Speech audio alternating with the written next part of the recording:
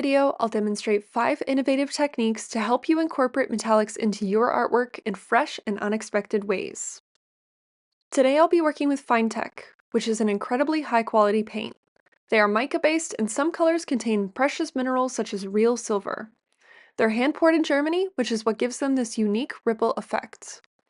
There are 3 different types of metallic featured by this brand: pearlescent, iridescent, and flip-flop. You'll see how the pearlescent works wonderfully on both black and white paper, while the iridescent works best on dark backgrounds. The flip-flop colors shift in hue depending on which angle they're viewed from. I'll be elaborating on each type later on.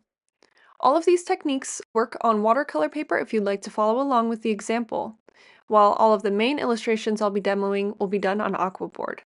Let's kick things off with the first technique, ink plus masking fusion. This technique combines masking fluid, ink, and metallic watercolor. I'll start with a wash of metallics using a mix of pearlescent colors for a rainbow look. Once it's fully dry, I'll apply my masking fluid.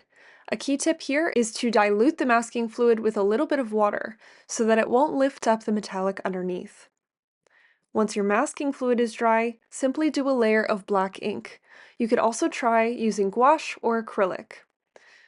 FineTec has a gum arabic binder, so it's very compatible when working with other water-based mediums. We'll wait for our layer of black ink to dry, and then we'll use a pickup tool or our finger to lightly remove the masking fluid. Be sure to do this very gently. One of my favorite things about this technique is that if you apply that black ink thinly, then you'll actually see the metallic watercolor shining through that black matte finish. You still get some of the color, but not the sheen. And this is a really subtle effect that I think makes a big difference in the art. Instead of just having the really stark black against the metallic, you have something that looks very harmonious.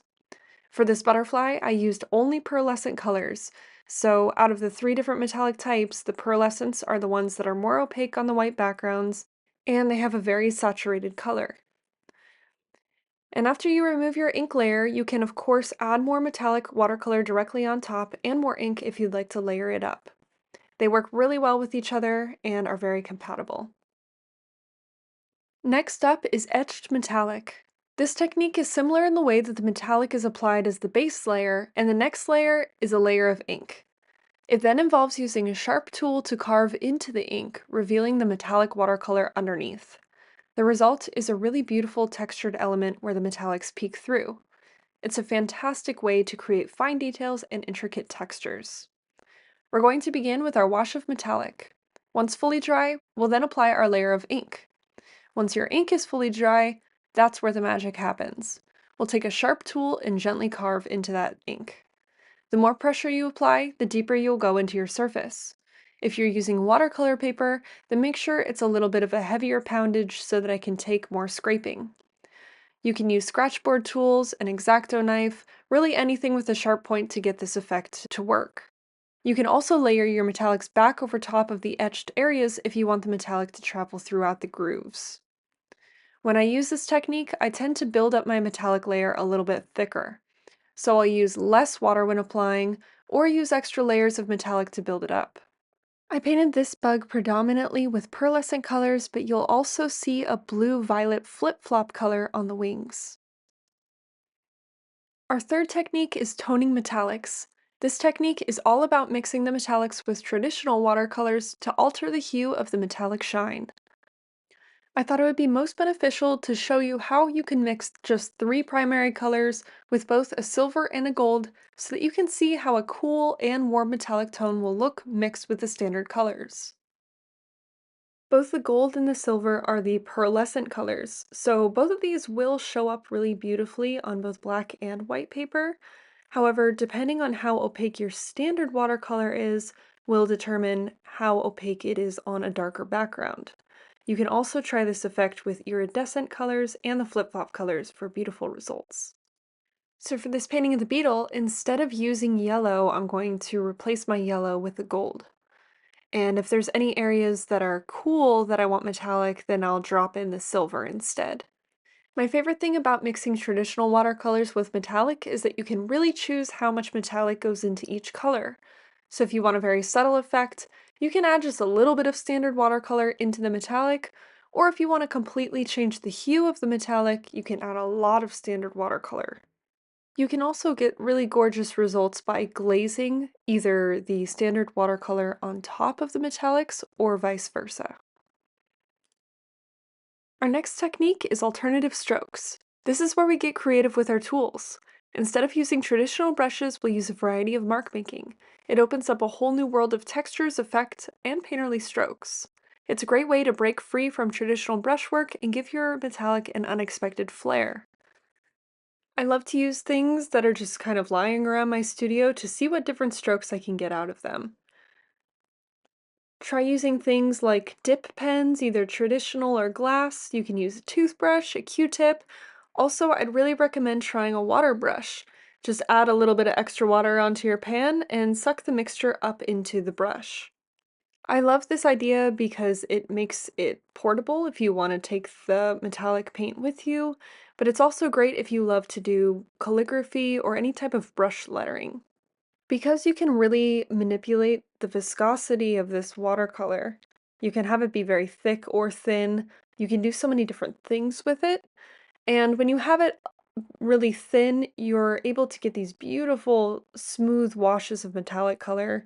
But I think it's also important to play around with different ways of breaking up that metallic and making it apply more inconsistently for interesting effects. You'll see with the Q-tip, I was able to apply it quite thickly.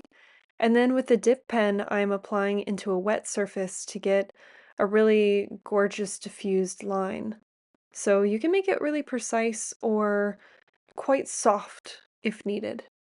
I love using different tools around my studio because every stroke, every layer has potential to surprise you with something beautiful and unexpected.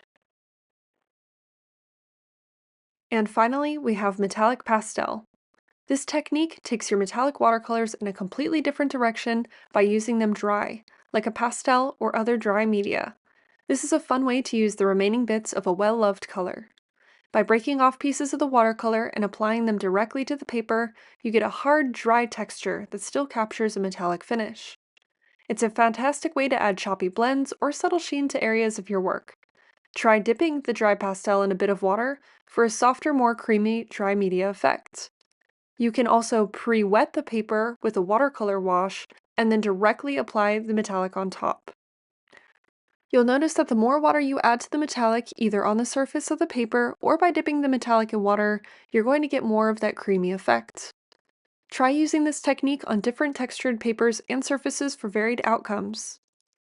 For this insect, I'm painting a base layer with standard watercolor and ink. I want the blacks to be very high contrast so that when I use my blue iridescent metallic as a dry pastel, I'm able to get a really beautiful built-up blue milky metallic sheen on those darker areas. Remember that iridescents work better on dark backgrounds, so it's going to show up less on the actual blue and more on the black, which makes for a very fun effect without having to be too particular on where you place it. You'll notice how the surface of the aqua board is picking up a little bit extra of the dry watercolor, so surface has a lot to do with how your end result will turn out. There's no denying the magic of metallic watercolors. They have the ability to bring your artwork to life with a touch of shimmer, so don't be afraid to experiment and see where it takes you. So there you have it, 5 unique ways to use metallic watercolors that you probably haven't tried before. From etching and carving to using alternative tools and breaking down the metallics into pastels, these techniques offer a whole new dimension to your watercolor work. I hope you're feeling inspired to try some of these wacky techniques in your own work. Thanks so much for watching and happy painting!